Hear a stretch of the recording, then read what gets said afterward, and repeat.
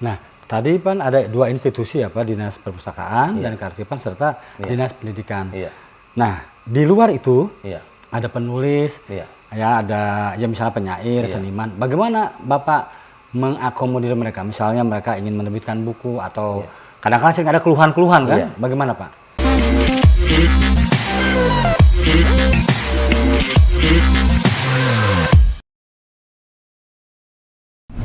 Saya Golagong, Duta Baca Indonesia 2021-2025 sedang berada di ruang kantor Wali Kota Tegal bersama Haji Dedi Yon Supriyono. Assalamualaikum warahmatullahi wabarakatuh. Waalaikumsalam. Selamat datang. Iya, Pak saya. Penulis kita Golagong yang sudah terkenal. Ini selamat datang di kota. Iya, terima kasih. Pak, saya baru divaksin tadi Pak. Alhamdulillah, terima kasih. Saya sedang berada di Kota Tegal. Dari dulu ingin divaksin, difasilitasi Pak Wali Kota. Akhirnya saya divaksin. Pak, saya mau bertanya. Iya. Saya mendengar Tegal ini menjadi kota literasi. Bagaimana itu Pak? Bisa ceritakan? Baik. Tentunya kota yang maju ini juga didasari kesadaran yang sangat tinggi. Tentunya dengan kemajuan literasi ini sebuah jendela kemajuan. Kita pemerintah kota ini tentunya secara optimal bagaimana membumikan literasi sehingga literasi ini bisa membumi di Kota Tegal. Jadi kita mengajak seluruh masyarakat bagaimana tentunya rajin membaca, rajin menulis. Ini tentunya nanti akan berefek kepada individual. Ini secara wawasannya ini luas, pengetahuannya tinggi, sehingga ini tentunya akan bisa menuju peradaban yang lebih baik. Perpusnas Republik Indonesia punya tagline sekarang, membumikan literasi untuk kesejahteraan dan kebahagiaan. Percaya Bapak soal itu? Bisa? Saya percaya ya, karena bagaimanapun bahwa pengetahuan dari membaca dan menulis ini tentunya bisa memberikan kecerdasan secara spiritual, secara intelektual. Ini tentunya dengan adanya kita rajin membaca dengan secara serius ya, ini secara individual kita, pengetahuan kita, wawasan kita tentunya semakin baik, sehingga pola hidup kita, cara melangkah ini tentunya akan lebih terarah mungkin itu. Bapak sudah merasa puas nggak dengan sarana prasarana perpustakaan Kota Tegal? Kalau di Kota Tegal ini memang kita sarana prasarana untuk perpustakaan ini bukan cuma di sekolah saja ya. Kalau di sekolah itu sudah pasti ya, di sekolah, di perkantoran. Harapan kita tentunya yang tidak tersentuh oleh perpustakaan kita ini di tempat-tempat yang tentunya strategis ya, seperti di terminal, di tempat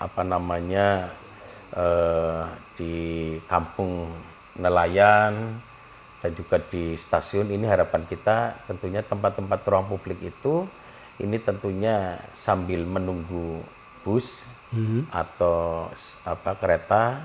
Ini tentunya di situ ada masyarakat yang golongannya ini sebagai penjual asongan. Ini juga mempunyai kesempatan yang sama.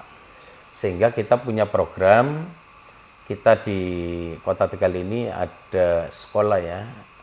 Sehingga biar tidak putus sekolah, ada kejar paket ABC. Di TBM ya. Sakilakerti itu ya, di terminal?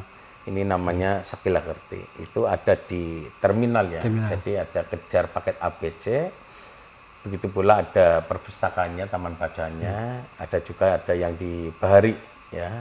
Dan juga ada tempat untuk para pemulung ya. Jadi pemulung pun mempunyai hak yang sama untuk bersekolah dan tentunya bisa di sela-sela habis kesibukan ini bisa membaca ya.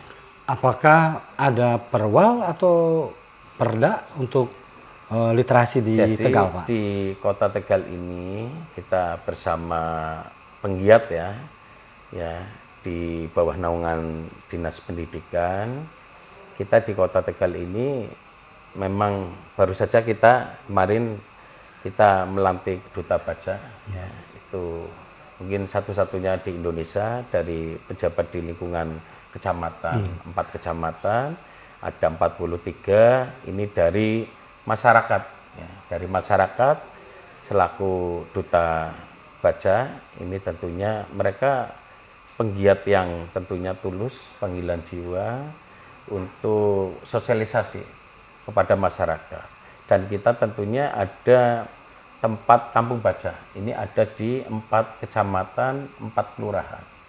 Tegal Selatan di Depong Tengah, ada di Margadana, Kecamatan Margadana, ada di Pesurungan Lor, ada lagi di Tegal Barat, ada Keraton, Kelurahan Keraton, dan juga ada di Tegal Timur, ini ada di Panggung. Kita konsen, kita mulai dari 4 kelurahan. Tenaga kontrak itu Pak? Apa iya, pustakawan? jadi kita mulai dari 4 kelurahan. Semoga nanti ini tentunya tempat di kelurahan yang lain juga nanti akan merambah secara keseluruhan di Kota Tegal. Ada insentif buat mereka Pak?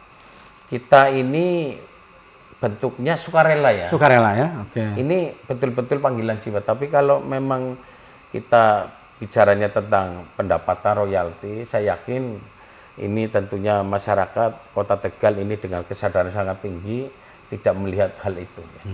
Kalau gedung perpustakaannya Dinas Perpustakaan dan Kearsipan Arpusda ya? Bagaimana Pak sarana prasarana? Apakah ada wifi, multimedia sudah cukup kita memuaskan? Ambil di Arpusda kita sebagai contoh nasional kita sudah baik ya. Ya. Posisinya sudah lengkap. Ya. Mungkin kita ada setiap kantor juga ada buku-buku perpustakaan ya. Jadi ini salah satu. Ini satu kewajiban di ya, ada pojok baca ya. OPD di Kecamatan Lurah kita tentunya diwajibkan ada buku ya. Ini salah satu contohnya untuk baca ketika nanti ada tamu atau pelayanan publik yang tentunya di sela-sela menunggu ini bisa kita membiasakan diri untuk membacanya. Nah, yang paling menarik Bunda Literasi istri Pak Dedi mendapatkan anugerah Pustaloka Jasa Dharma tahun kemarin ya Pak ya? Kemarin, dari Perpustakaan Nasional Republik Indonesia. Nah, bagaimana Pak mensinergikan? Maksudnya adakah Bapak mendorong istri sebagai Bunda Literasi program-program unggulan untuk masyarakat tadi? Jadi memang kita penggiat ini lebih banyak dari kaum perempuan. Karena sentuhan dari kaum perempuan ini tentunya lebih bisa dekat dengan putra dan putri. Karena pertama kali anak didik ini tentunya kan lebih komunikasi dengan seorang ibu. Ya, makanya ibu ini tentu sentuhan kepada anak-anaknya dengan sentuhan melalui cerita dongeng dan sebagainya. Ini tentunya saya yakin dengan kaum perempuan ini tentunya sebagai duta ini bisa menyentuh ke tengah-tengah masyarakat. Nah, tadi kan ada 2 institusi ya Pak, Dinas Perpustakaan dan Kearsipan serta Dinas Pendidikan. Nah, di luar itu ada penulis, ya ada ya misalnya penyair, seniman. Bagaimana Bapak mengakomodir mereka? Misalnya mereka ingin menerbitkan buku atau kadang-kadang sering ada keluhan-keluhan kan? Bagaimana Pak? Jadi kita ada gedung gedung MBK itu yang di PPIB ini sebagai tempat ya para seniman, budayawan, sastrawan untuk berkumpul. Kita ada tempat yang untuk sharing dan tentunya bahwa Kota Tegal ini dari kultur budaya ya, bahwa Kota Tegal ini adalah kultur budayanya ini adalah pesisir ya. Jadi kita lewat sentuhan para seniman, budayawan, khususnya sastrawan ini, kita secara rutin kita berkumpul dan tentunya kita sering mengadakan lomba-lomba. Lomba-lomba untuk anak didik, untuk pelajar, mahasiswa yang tentunya kita secara rutin kita menggali potensi generasi milenial yang tentunya nantinya akan menjadi penerus sebagai sastrawan. Adakah anugerah buat mereka Pak? Mendapatkan hadiah, piala, misalnya anugerah budaya, lalu dapat Untuk uang pembinaan. sementara ini kita memberikan piala piagam, tentunya hanya untuk uang pembinaan saja. Pembinaan. Iya. Nah, sekarang terakhir Pak, Iya. Generasi Z atau generasi sekarang dengan literasi digital, Iya. apakah Bapak punya mimpi tidak ada blank spot di Tegal ini, jadi cyber city? Ada? Jadi kalau di Kota Tegal ini memang ada beberapa ruang titik ya. Ini sudah difasilitasi WiFi ya. Jadi bagaimana di sela-sela mereka untuk berlibur, berekreasi, atau di ruang publik, ini tentunya dengan lewat HP pun kita bisa tetap membaca, memberikan belajar dari lewat media agar tentunya tetap belajar di tempat manapun berada, khususnya Kota Tegal yang ini tentunya ruang publiknya ini banyak cagar budaya, banyak beberapa heritage yang tentunya potensi ini perlu dikembangkan. Terakhir Pak, Bapak ada himbauan ke generasi muda? Iya.